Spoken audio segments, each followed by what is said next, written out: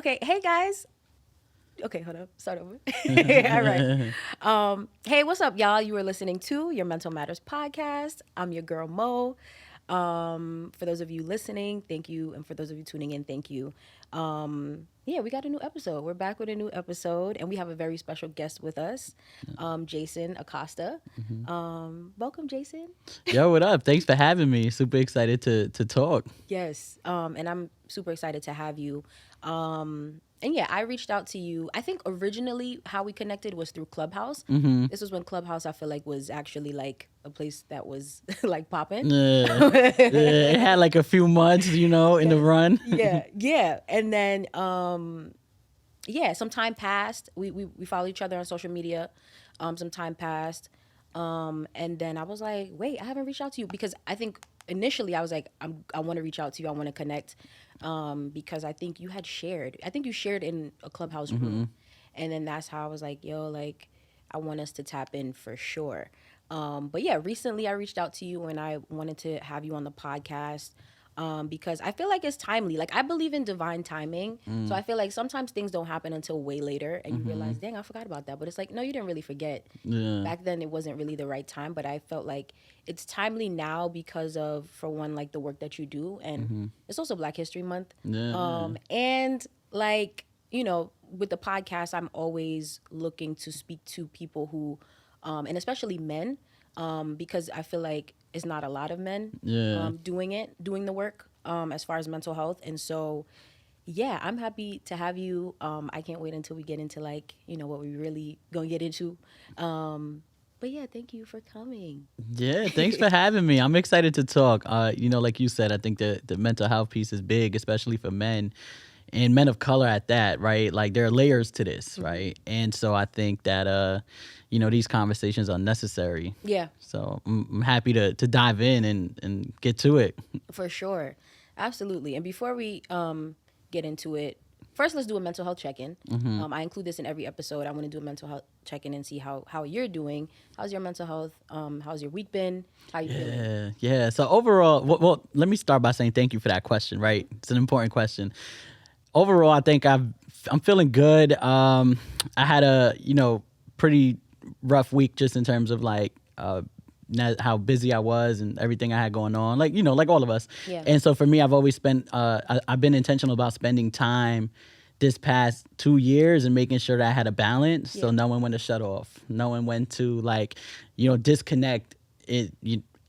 Like overall from like phone and everything, right? And being able to watch a TV show, being able to do something, you know what I'm saying, that makes me happy. I try to build that in at least once a day. So that's what helps me kind of keep balance and not really like, it avoids me from getting stressed out, etc. And I mean, which is hard to do in general, right? But it gives me that opportunity to just, self-care, just like take care of myself for that 1 hour block. Yeah. It's about me. Absolutely. So I'm good. Yes. Well, I'm happy to hear that.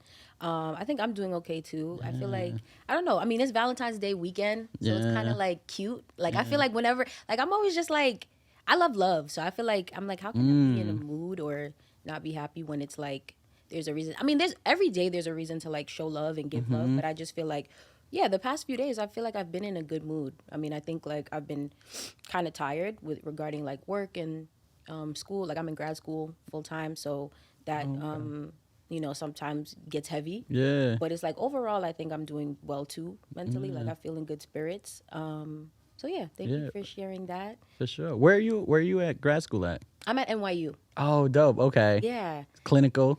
Yes. Yeah. Mental health counseling. I'm in the mental health counseling program there. I'm done in May. I graduated in May. So I'm like, Let's go. yes, we almost done. We almost, Yeah. we're at the end. We're close to the end, but yeah, it's just I feel like sometimes I'm in the thick of like work. Like I feel like I'm always in this place of like work life balance. Like it's like, girl, you like this is how I talk to myself. Like, girl, you gotta, just have balance because sometimes I be like I'm doing all of this. I know why I'm doing it, but then I just feel drained sometimes.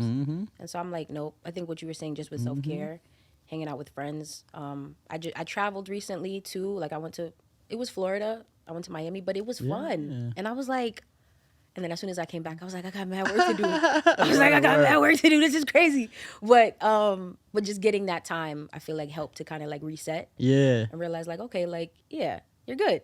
Yeah, you know, one of the things that I've learned just with work in general, whether it's like homework, right, or work, whatever it is that you have going on, yo, that joint ain't going anywhere. Yeah. Right? Like, if I sit here and stress out about it for another hour, I'm gonna, you know what I'm saying? Like, I'm still have to revisit it tomorrow anyway. So that for me became huge. Yeah. Even, you know, even at work where I'm like, man, it's Friday. Yeah. It's 4:00. Yeah. Like, whatever. No one's gonna check this email at this time. You feel me? Yeah. I'm out. Right. You know, I'll revisit it on Monday. Yeah. You know, because yo, we stress so much over that stuff, right? Like, I mean, I get their deadlines, right? Especially in school, you gotta submit this paper by X date. But yo, Yep. like, enjoy your life too. Right.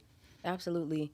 Thank you for that. Yeah. That's so true. I have to remind myself of that constantly because I'm like, this is not the end all be all. Like there's more to life after this.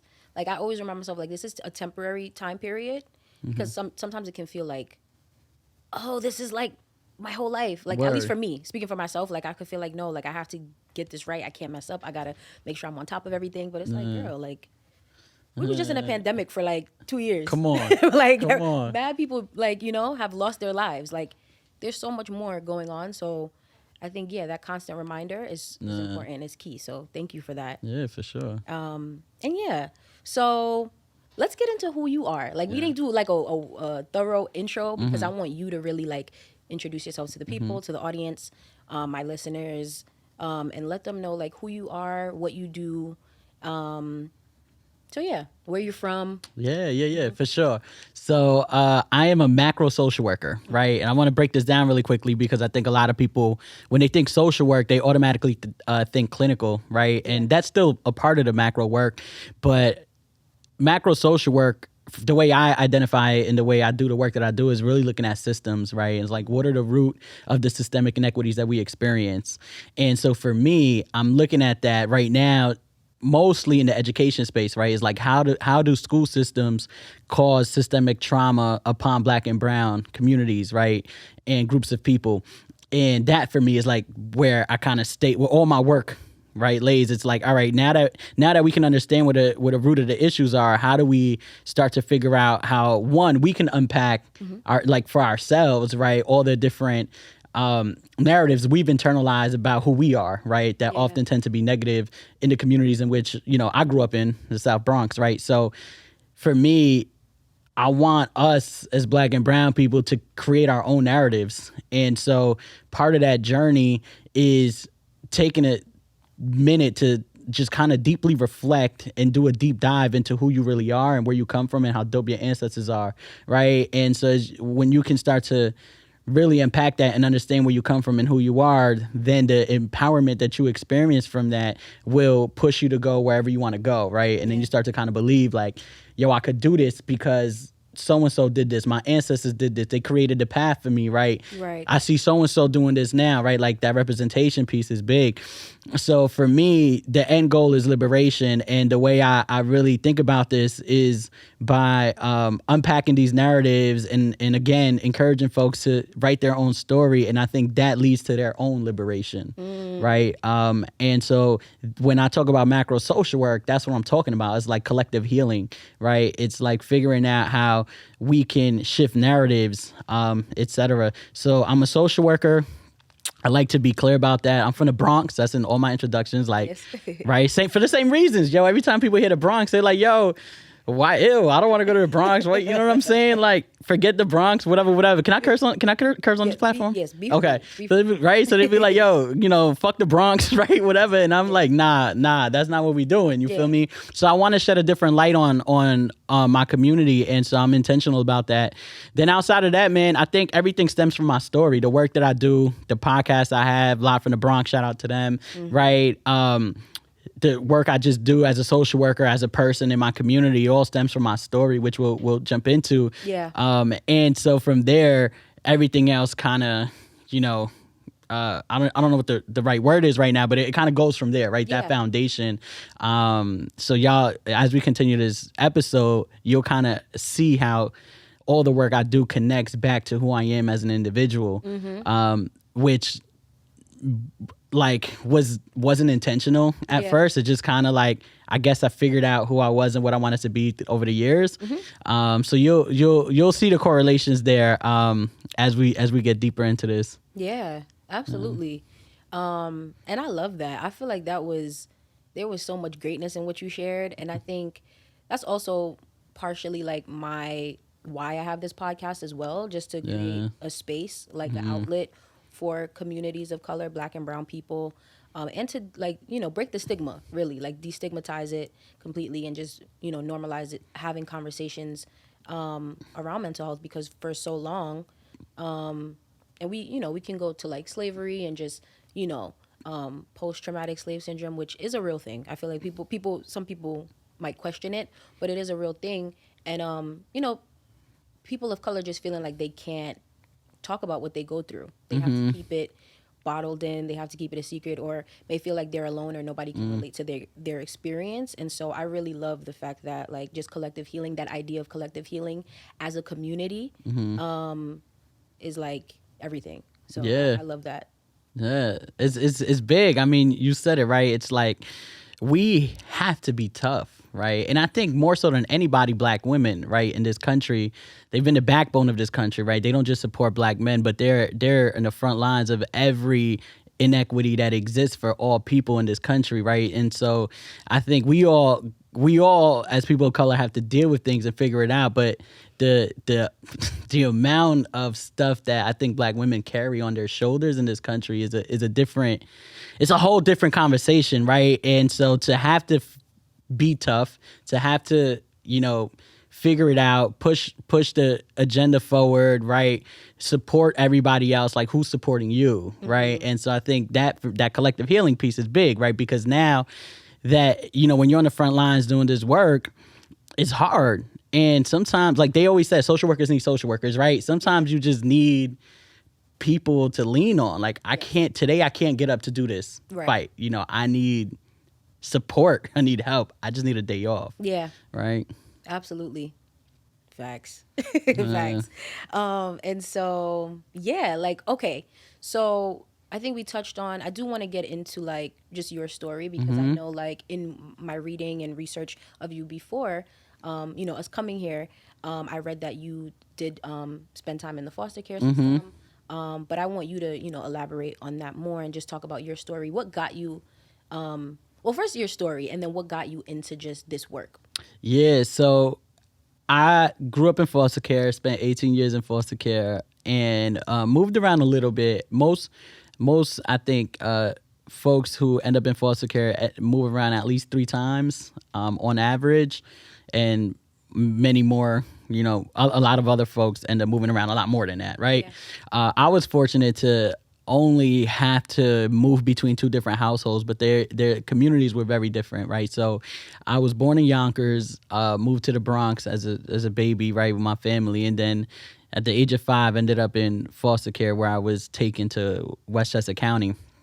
So from like 5 to 12, I lived there, and a very different experience and environment, right? Like everybody goes to the same schools. It's like that one school in the town, very different income levels, right? And everybody kind of just, knew each other because of the same schools. But at that time, I don't know, I didn't really understand inequities like that, right? I just knew I didn't have much, you know what I'm saying? Like, and I'm seeing my friends, and they're always, I mean, they were wearing like Gap and stuff, right? Right. But like they always were dressed, pretty decently, and I'm like trying to figure out, yo, what am I gonna wear? You know what I'm saying? Every day, et cetera. And I play sports and stuff, so I was exposed to like these different income levels at an early age, but didn't really understand its impact. So Yeah. boom, at the age of 12, moved back to the Bronx, been in the Bronx since. And that's when I actually started to get in touch with my Latinx, Latin, however you want to call it, right? Roots. Yeah. So I'm Puerto Rican and Salvadorian. And so it's interesting. So Spanish was my first language, but I no longer speak fluent Spanish. Okay. Part of the reason why is because I was in a household initially that like where they were like, yo, you can't speak Spanish here. You feel me? And so then I come back to the Bronx, and then I'm being raised by a Puerto Rican family. And they all speak Spanish and English. Most people around me did, right? Yeah. But I didn't. So, you know, that comes with the like, oh, you must be Puerto Rican. Y'all don't know how to speak Spanish, right? Or you were raised in New York. So it comes with all the stereotypes or whatever, right? So I heard that forever. And I'm like, all right, whatever. Leave me alone, right? Right. Because I'm not about to stop and tell you, yeah, this is why I grew up in foster care, blah, blah. That's, you know, that's Right. none of your business. And it's too much of a story to share. So I just be like, yeah, whatever. So from there, you know, in the South Bronx, like a lot of communities that are really similar, right? You experience a lot of different things, right? There's a lot going on in the communities. There's a lot of trauma. There's not like any healthy food places to go to, right? Our schools have metal detectors and windows, the bars on the windows, right? Heavy police presence, right? That was my experience growing up and going to school. And so we normalized this, right? Like the trauma that we experienced, we normalized. We didn't know, we thought it was like regular day for me to, you know, navigate the different spaces that I had to walk through, right? Like knowing that, oh, I'd rather go here because it's safer instead of walking this route, but it might make my commute longer, right? Right. But knowing that that's the safe route, right? Yeah. And then, so this is normal. And then you get to school and you are taking off your shoes and walking through metal detectors like if you're at the airport, you feel me? Then sometimes they'll wand you down and like, then you have police presence in there as well. The cafeterias are dim. That's where everybody goes, right? So it's just like, it's a traumatic experience that nobody ever tells you in real time is fucked up, right? And so we went through that, but I had questions. I always was like, yo, why is this happening, right? I knew something was wrong. I didn't have the language, but I knew my peers weren't graduating at like high rates. It, you know, didn't have high graduation rates. We didn't have in our school a lot of opportunities for like honors classes, AP at that time, et cetera. And there was a lot going on in the community, like, you know, in terms of fighting and all that stuff. So it's like, why is all this happening? Why am I going through metal detectors every day? What is this? Yeah. You know? And so that's what pushed me to pursue social work, right? It's like I experienced a lot growing up in foster care, but I also experienced a lot growing up in the community that I did and going to the schools that I did, right? And I wanted answers, right? I was trying to figure out who I was. Yep. I was trying to understand what was going on in my community, and social work helped me to get those answers. Yeah. And really pushed me to start this journey to understand who I was and what my community was. Then I found out a lot of shit we deal with is like intentionally created. Like policymakers created these things, right? Like, I mean, you could go back into the history and see how it still impacts where we are today. And so once I learned that, oh, it was over. I was like, yeah, I need to come back and figure out how to change this. So here I am. Yeah. Thank you so much for sharing that. I think that that is a lot. And I think that there are so many people, listeners, who, you know, probably could relate to that story. And so that's why I definitely wanted to, like, you know, tap in and kind of like, you know, just have you share that. I think some questions came up for me, and you can share to the degree that you feel comfortable. But what, like, can you share prior to getting into the foster care system, like, what caused that? What was the reason why you went into foster care? So I'm not gonna get too deep into this, but what I will say is, right, we're talking about mental health. There's, you know, my mom was, you know, she had some challenge, she was dealing with some of that stuff. And she's doing really well now. We've always had an amazing relationship. I talk to her every day, see her all the time, etc. But there were some things happening in our life at an early age that kind of caused this to happen. And I actually remember the day to this day, like the scenes, the cops coming in the door and everything, and how this all played out. But so some stuff around that that kind of caused us to come into the system. And then you know, when you're in the system, they don't, like most systems, right? They aren't really honest with you. Right. So you don't really know what's going on, especially at that age. You're just being funneled into a system, and they're kind of like, you know, as a kid, you want your parents, right? You want your mother's love. So that's all I was ever at, like, you know, wanting is love as a kid. Again, I didn't know how to say that, so I would act out. So I was cursing everybody out, right? Like, I was just like, you know, whatever. But yeah, man, like, you know, agencies, they, you know, you work with your case managers or whatever, and they don't, like, they literally, when we moved from Westchester to the Bronx, they told us maybe 2 days before it was happening. And they never told us why.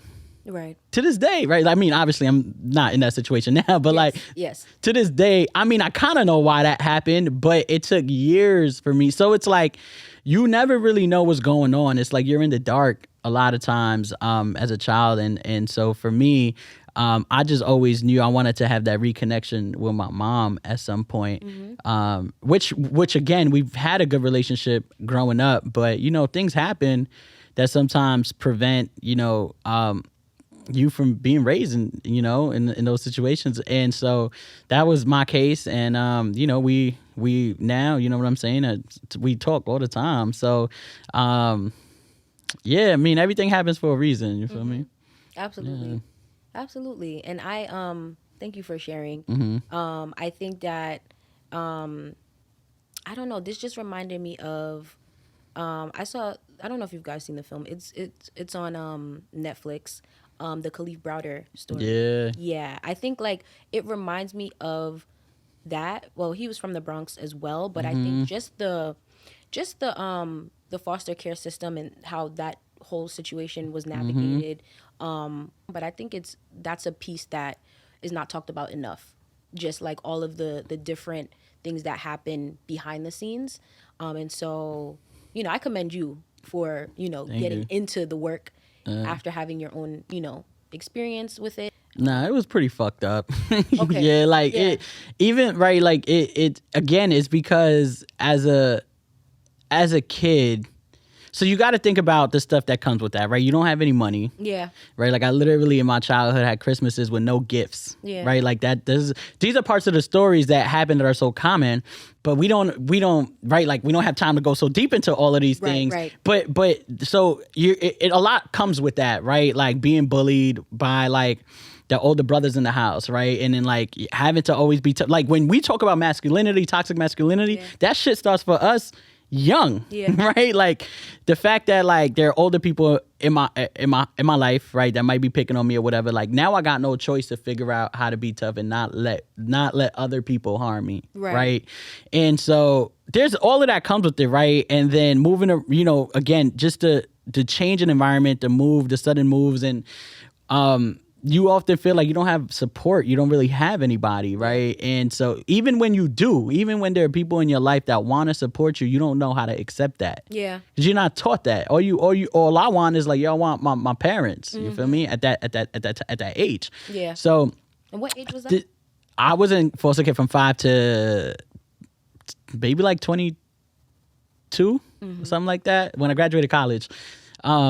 And so I chose to remain in care at one point, just because of just life circumstances. Yeah. And even though I knew like, whatever, but there's a lot that happens. Right. And I also got in trouble, at 16 with the law, and experienced police brutality and all that. Right. And it's like, as a kid in foster care, right, you're like a lot of other unfortunate like stereotypes, right? They often kind of paint this path for you. So it's like, you're going to be a dropout, right? You might end up in jail. You might end up, whatever the case is. And only 3% of foster kids end up graduating with a college degree nationally. Right. So think about this. So there's all these stories that are already written about you.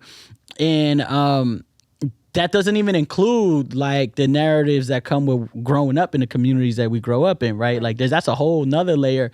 So there's already a lot on you, man, and you're just trying to figure it out. You're just like, yo, how do you so it's tough right now. Definitely not as tough as some other folks that I know, Yeah.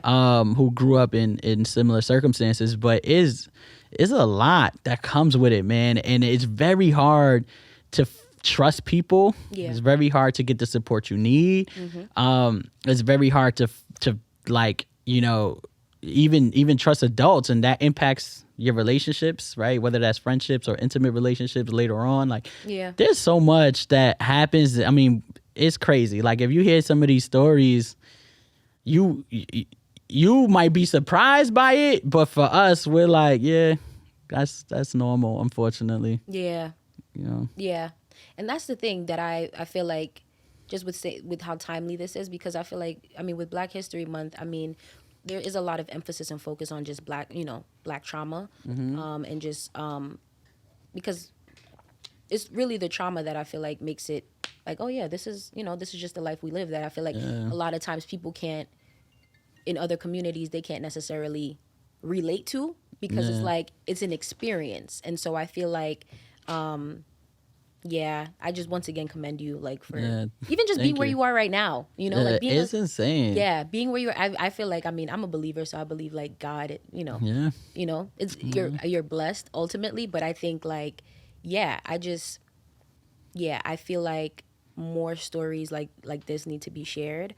And I wanted to just ask you too, like, have you gone to therapy? Like, I mean, I would. Yeah, What is so throughout my childhood, like you kind of are forced to Oh, go to okay. therapy. Shit, like Yeah. they just kind of make you go. But I've had bad experiences because of that, right? So even when I was in school, sometimes we have to go see a therapist or whatever. And I was fortunate to also have a lot of adults in my life who cared about me. So even when I was flipping or couldn't accept their love, they poured into me. They believed in me, right? Yeah. Which is not always the case, right? So with therapy, my experiences sucked because I felt forced. One, two, I don't know who this person is Yeah. that I'm talking to. Three, they don't look like me, right? And I'm like, yo, how are we gonna relate and have a conversation about this? So my experiences with therapy, and I'm a vulnerable person, so I share. I'm gonna talk. Like Yeah. I'm gonna tell you what I am feeling. Yeah. Right.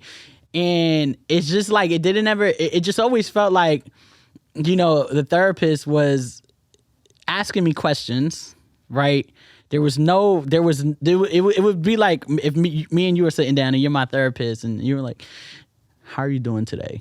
And I'll say, yo, I'm a little upset because of blah, blah, blah. All right, well, how did that make you feel, right? And Yeah. you go through these conversations, but there's no excitement on her face. There's no like, it's super monotone. She's just there doing a job. You feel that. For sure. You feel like, yo, do you even want to talk to me right now? Yeah. You feel me? Like, I don't know how to say that at that time, but my face or my language, whatever, however I'm going to express it is going to come out. You feel me?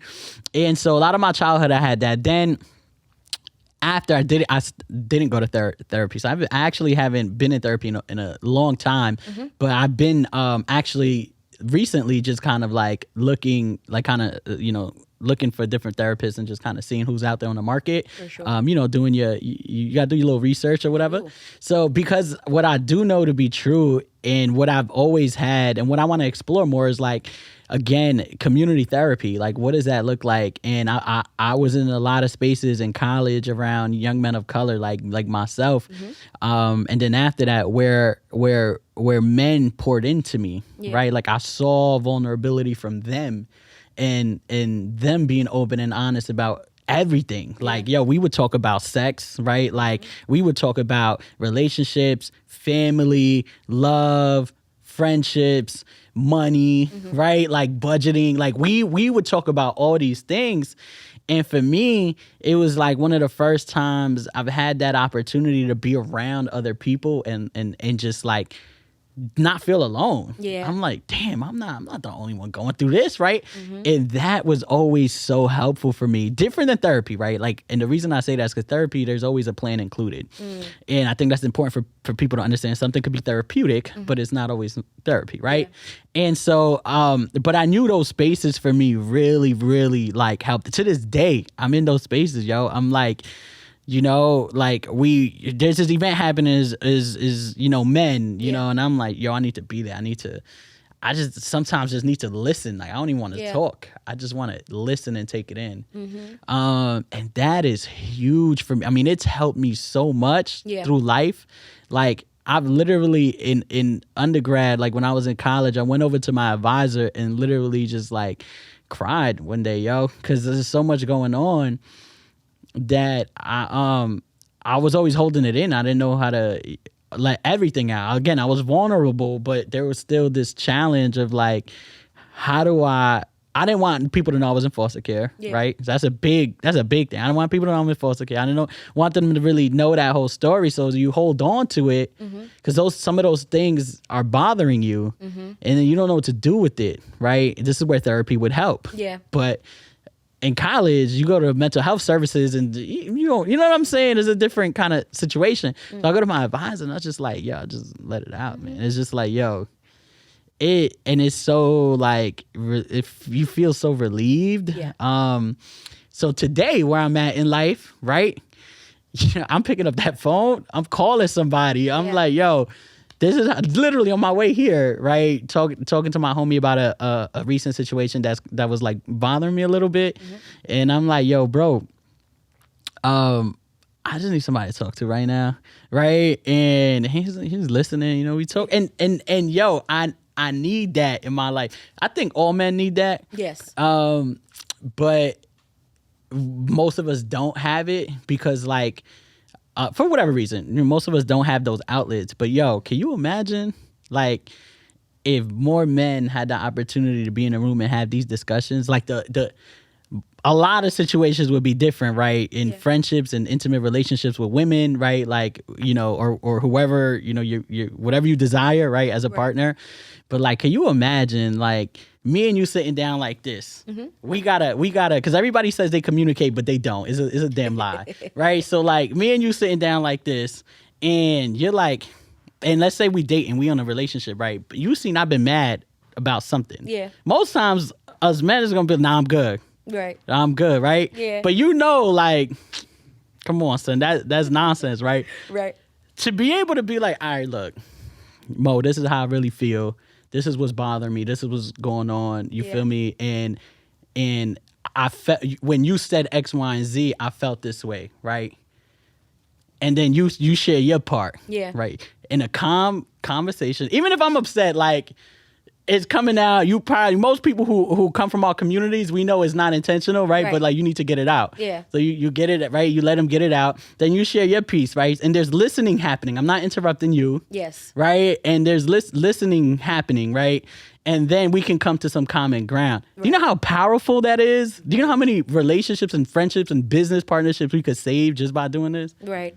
And then when you meet somebody, we were talking about the dating card games, right? Before we started this. And so I'm gonna connect this, right? So in those card games, you're learning there are questions, right? Or prompts or whatever for you and this person to discuss. So when you're first getting to know somebody, it's dope. You're excited, it's honeymoon, right? They're like, yeah. One of the things that I love, one of the things that I want is honesty and communication. Some of those very same people don't even give you that. Right.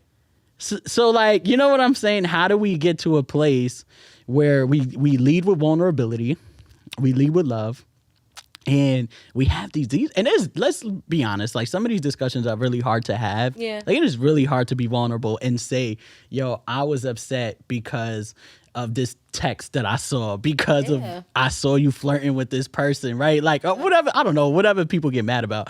But like you would never know. Yeah. Right? You probably not doing that intentionally. Right. But you would never know. I'm just going to project it onto you, and vice versa.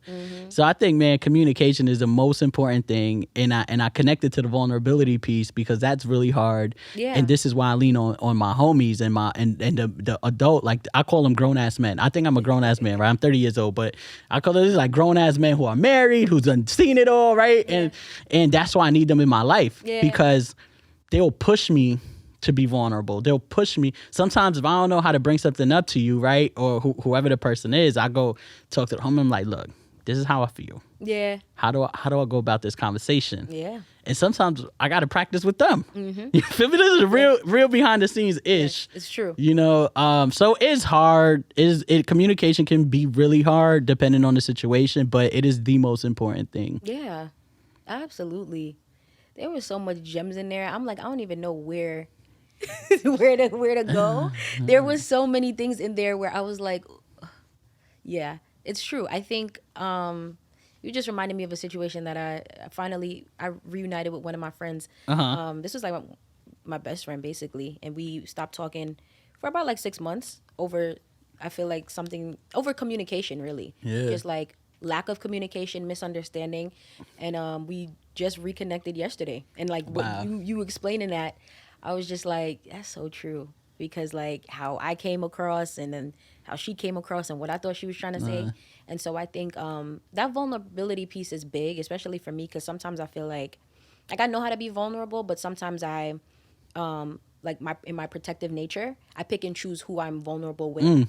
I mean, this podcast I feel like has helped me exercise being vulnerable more. But I think like, yeah, at times like we can be picky and choosy. I'm like, no, like I don't want to be vulnerable with you because I don't know you. Like I don't trust you. Like, and I feel like you know, like whatever the thoughts are, right? Like whatever the thoughts are that come up. Like I know for me, like just thinking about this situation with my friend, she probably gonna be like, "Stop talking about me on the podcast." But listen, with this situation, I won't say her name, but it was a thing where I felt like she was making light of how I felt, Yeah. based because of something that she said, and so I finally was able to tell her that yesterday, and she was like, "Oh, like." You know, like I didn't mean to, you know, like, and then I think we go from there. And like sometimes it's like, and then forgiveness, like, I feel like I can forgive all day, you know, I can forgive, but before you get to that part, you do have to communicate. I think like, you know, in the black and brown communities, I think like resentment and grudges and holding on to things can be something that is just regular because it's like we don't know any other way. And I agree with you. Sitting down and just talking can like clear up a whole lot, open up space and room for all of that to just not be a thing, you know? Yeah, and even yo, this might sound crazy, but there, look, if you can't say certain things, yo, write it down. I literally several years ago, I was it was like my so I've been single probably for like I don't know 4 years now, right? But the last situation I was in, Shorty was a writer. Like she, you know, we would talk. She was good. She was a great communicator, right? But there were a list of things apparently at this time that she wanted to share that she never shared. Yeah. And she wrote it, yo. She wrote it and gave it to me like in a letter, and it hurt. It hurt because like I couldn't respond, and I just had to deal with like what was Yeah. being what I was reading, right? So, but then I call her afterwards to talk about it. But I in real time, I'm like, God damn, like Yeah. you know, but it's still communication. You feel Yes. me?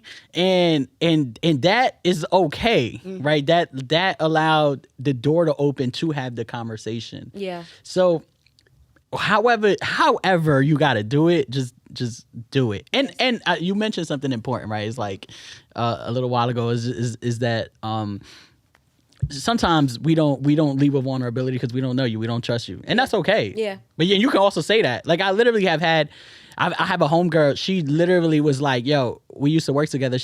And we were having I was like in a conversation, right? Yeah. And this is when I was first starting there, and she was like, and she was like, "Yo, whatever we were talking about that was a little bit more personal than work." She was like, "Yo, we're not friends." Yeah. And I appreciated that so much. We actually are really good friends now. But like at that time, I appreciated it so much because yo, her boundary was that. She's Yeah. like, "This is what it is," and I'm like, I never had anybody in the workplace do that. Yeah. So I was like, yo, she's real. Like, this Yeah. is some real ish, right? So I love that. And it's so it's okay to say that. It's like, yo, I don't know you. I'm not about to share my life story. It's like what I was saying earlier. Why you don't speak Spanish? I'm not going to go down this like list of things. You know what I'm saying? Right. So I think that's okay. Yeah.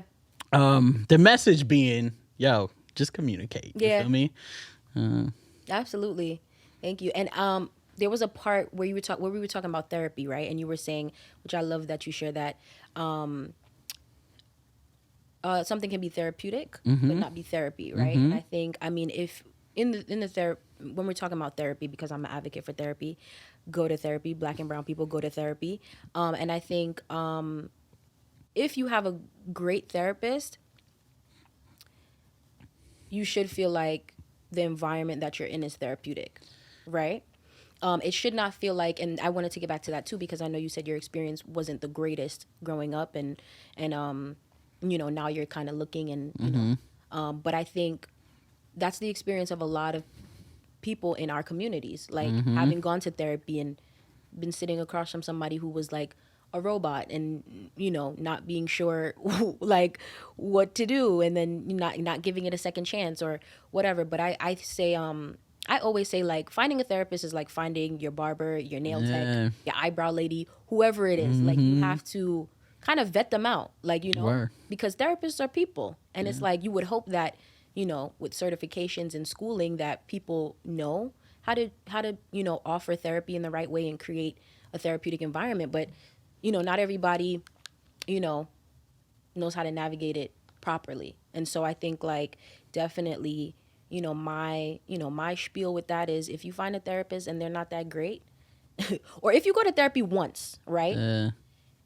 The first time you meet with the therapist, you're unsure about it, go again one more time. Yeah. And if it's the same experience, look for someone else. And then if you have the same experience, keep looking until you find, because you will. Like, I had that experience where I kind of had to vet out the therapist, and I decided to go with another one. And, I was able to have, you know, have a black woman as my therapist because that's what I wanted.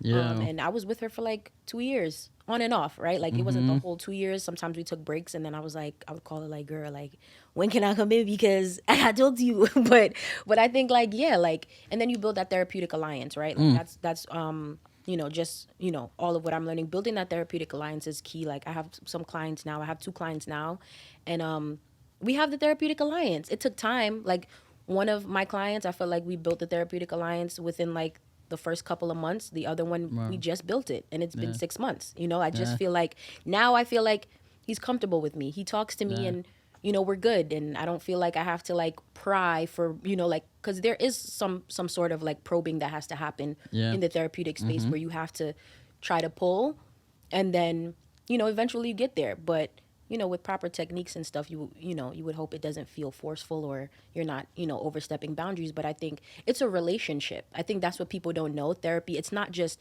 the therapist telling you what to do. It's not you just going there and just sitting there. It's a relationship. So what you want, what you like, what you don't like, if the therapist you feel like is looking at you funny or is not doing enough, tell them. Because like, sometimes therapists, they don't know how they're coming across. So I think it's important to, I'm an advocate for therapy, so I'm gonna try to get people to go to therapy as much as possible, because I've benefited from it just from my own experience. I've talked about like dealing with anxiety post undergrad. Like, I dealt with a lot of anxiety just from like transitioning to another area in my life, and like I was having anxiety attacks and stuff, and I didn't even know it was anxiety attacks that I was having until going to therapy. So I think, like, even though I was in the field, I didn't even know it for myself because, the stigma, really. I was like, I can't be having anxiety. Nah. I can't be. And it's like, no, girl, that's what was going on. And so I think, like, it's been beneficial to me. So that's why I feel like I'm always like, give it another chance, like, try, because when you find that one, like, it can be life-changing. Yeah, I want to comment on that too really quickly. So there's a couple things that come to mind for me. One is, where do you find a therapist, right? And so I know for me, when I started to look into doing research and finding out like what therapists were in my area, was available, etc. I called my health insurance company. I didn't even know if they covered therapeutic services, right? So I called them like, yo, do y'all cover therapy? They were like, yeah, it's under boom, boom, boom. So they connect me.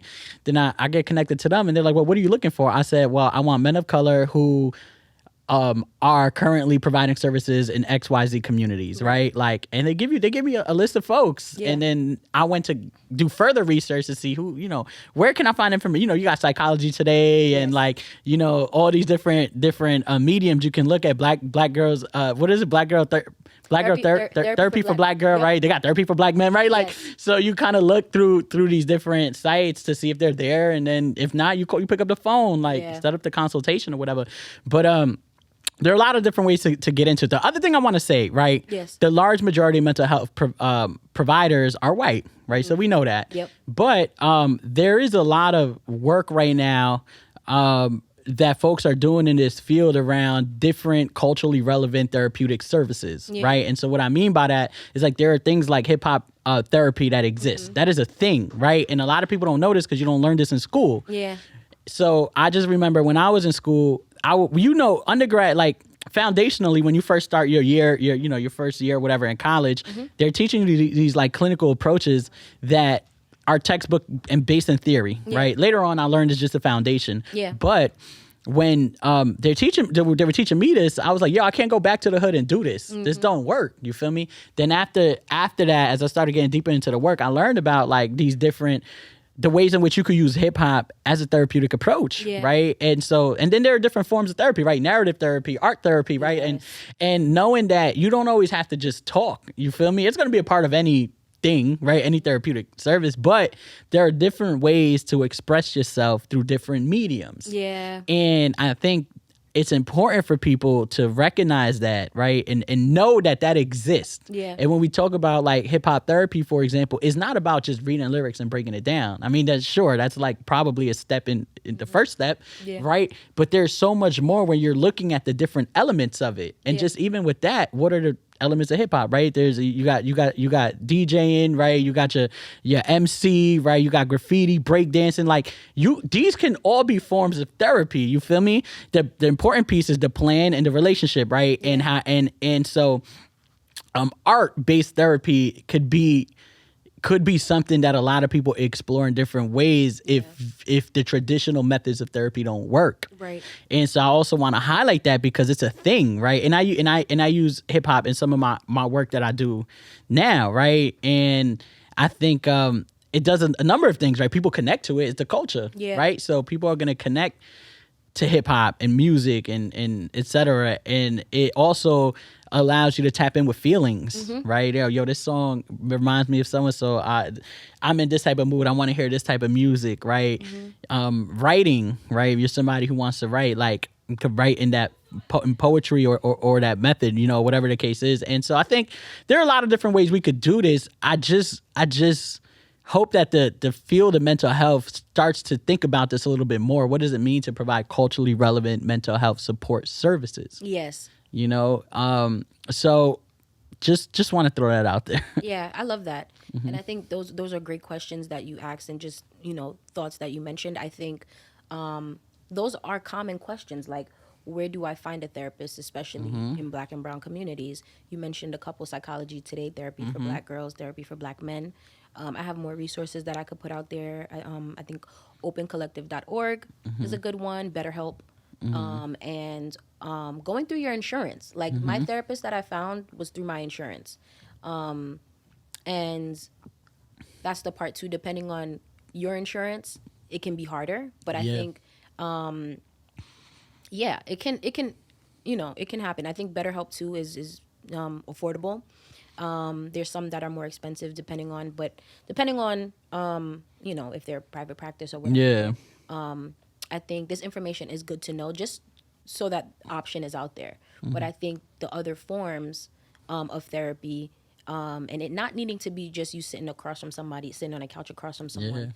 It doesn't have to be, in that type of realm. I think even like you mentioned, you calling up your friend earlier and just being able to let it off, whatever was on you in that moment, that's therapeutic. Like, that's a form, it's not the, Traditional therapy, but, getting to release and, and those things are also important to put out there. I'm always big on just being able to talk to someone. Like, I think, recently, the past couple of episodes too, like, I've dedicated to, and even I did a live recently on Instagram about just suicide prevention and suicide awareness, because I feel like too many people are holding on to so much and not being able to just release it.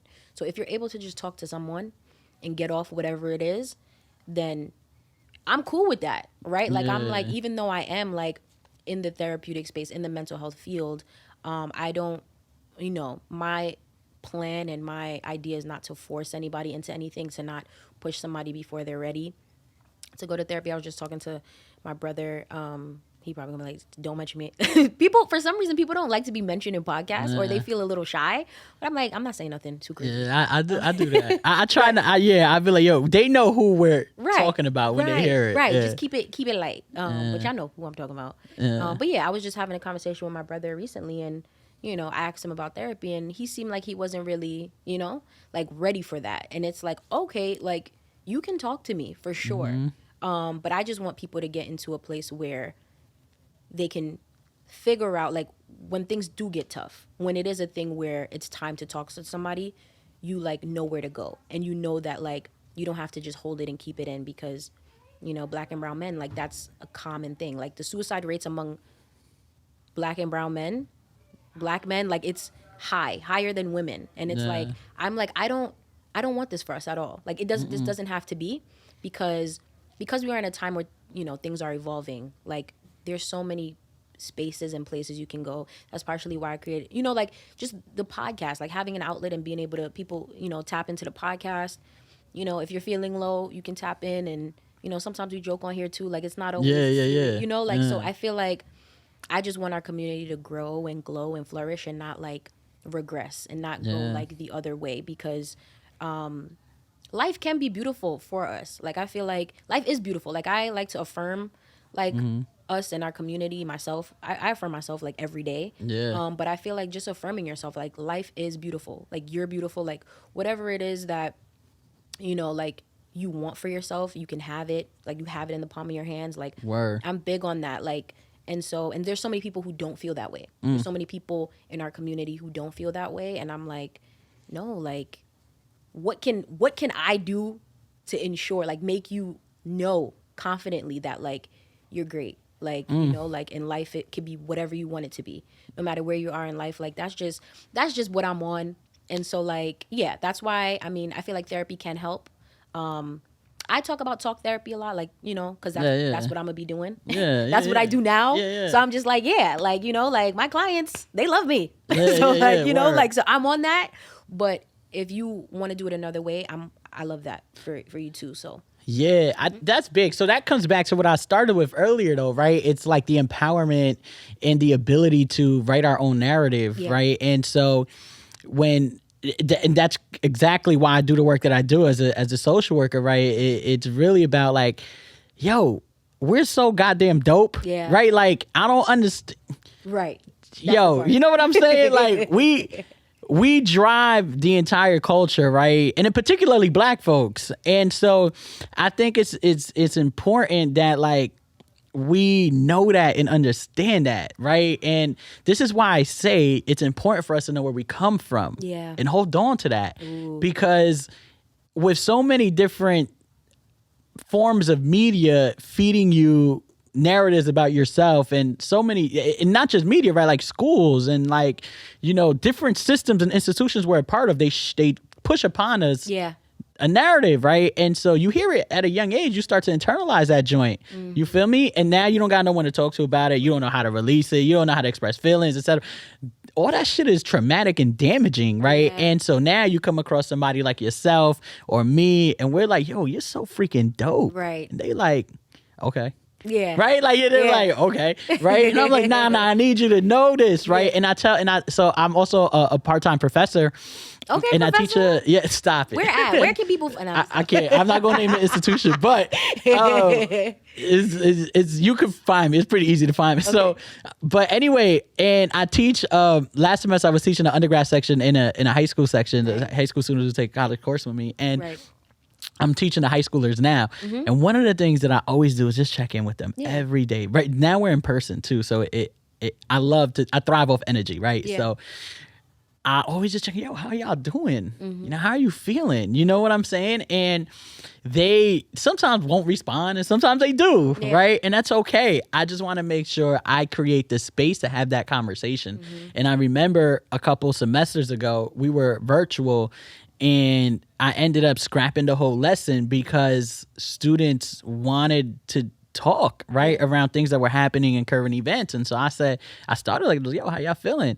And I was like, yo, sometimes, that's more important. You feel me? When they got family members dealing with COVID and dealing with like whatever racial issues are happening, and it's impacting them, just like, let's just talk. Yeah. And I remember like every semester is the same thing. My students are always like, yo, your class is so therapeutic. And it's intentional. Like Yeah. I want you to share your feelings and get it out because you're not doing that in school. Right. Right? Like teachers aren't really trained in that. And so you got to get through lessons, right? So there's a lot that'll prevent some of these conversations from happening, but they need it. They need it. Even if they don't got nothing to say, just know that the space is there. Right. You feel me? Eventually you're going to say something. Yeah. So, yeah. I love that. And you touched on something really quick about just, I feel like really, which is the importance of identity, right? Oof. And I think like you mentioned earlier, you're Puerto Rican and Salvadorian, yeah. and I think something that you mentioned that like just kind of hit me was you being told that you couldn't speak Spanish, in the house that you were living in, and I want to know how that impacted you. I mean, I know you said that you used to be fluent and now you're not fluent, but like I guess internally, like how did that impact you? And just you talk about the importance of identity and like I guess your journey of because I think I was if I was reading correctly, if I'm remembering correctly, I was reading about just in some of the work that you do, like knowing the importance of your identity. How did yeah? So for you personally, and just generally, what like why is that important? Culture, right? Like, so for me, not being able to speak Spanish today, right, fluently, is is tough because it's a part of who you are, right? It's in your culture. Like I was in Puerto Rico this past fall. I hadn't visited Puerto Rico since I was a child, right? And so I went back, and I'm with my sister. She speaks fluent Spanish, right, and English, and we're there. And one, I felt at home there. I will say that, right? But everybody immediately starts talking to you in Spanish, right? And then, you can't really. I know enough to hold conversations and stuff, but when it gets critical, like I'm not doing an hour-long conversation in Spanish. You feel me? Like that's not a thing for me. And it makes you just kind of realize, one, white supremacy culture is deep, right? You don't always understand how deep it is, but in the States, right, you often hear speak English, right? Speak English, or you go back to your country or whatever, right? People throwing around these different there's like hate speech, right? And you don't realize the impact of that long term when every day somebody is telling you, yo, you can only really speak English here in this environment. You feel me? And I didn't know at that time that it would end up being what it is now. But like, yo, that's a big part of my culture that I'm trying to now explore again and say like, yo, I would love to learn how to speak fluent Spanish again. And it's something that I'm thinking about. I know I could take classes for it or whatever. I haven't yet, but I think about it because it is like how dope it would feel like for me to be able to go to another Spanish speaking country and be able to fluently speak Spanish to them. Like what that would do for me personally is like I can't even call it right because it stems from my childhood. And so it's a big part of like, culture and identity, and then just identity in general. The reason that I'm in that lane, and I mentioned my work stems from my childhood and my story, is because, again, like I didn't know who I was, right? I was trying to figure that out. And so when I talk about empowerment and reconnecting to our ancestors and knowing where we come from and creating our own narratives, that's all that is. That's everything that is. And so I've been fortunate to, write curriculum for different people that's in different places right now, where young people and not just young people, but like people in general are able to really tap into that work for themselves, and in a lot of different educational spaces. But I think it's one of the most important things we could do. And I think that, like, even when we talk about organizational shift or systemic change, right, that kind of starts with you, right? The people create the systems. And so if I could get you to understand who you are, where you come from, and how you're either perpetuating or perpetuating inequities or being harmful, or on the receiving end of it, right, you're part of a marginalized group or oppressed group, and you're experiencing all these inequities, right? Like, if we can kind of unpack all of this stuff, and better understand it, then we can start to talk about how to work together to make real organizational change. Yes. That's my approach. Yeah. And I don't, in my work, I'm in this work for Black and brown people, like period. Right? And so however I could make impact, I do it. And, whether that's through curating events, having a podcast, writing curriculum, speaking, whatever that is, I want to make sure that I uplift and elevate our people and let the world know how dope we are, so that we can internalize that, right? Like we can, here's this person saying this is dope. I walked into, the semester just started recently, right? Yeah. The first day of class, I walked in and I had a student say to me at the end of class, I was nervous because this is my first time taking a college class, and I didn't know what my professor was going to be like. Right. Then I saw your swag, and I immediately felt calm. Yeah.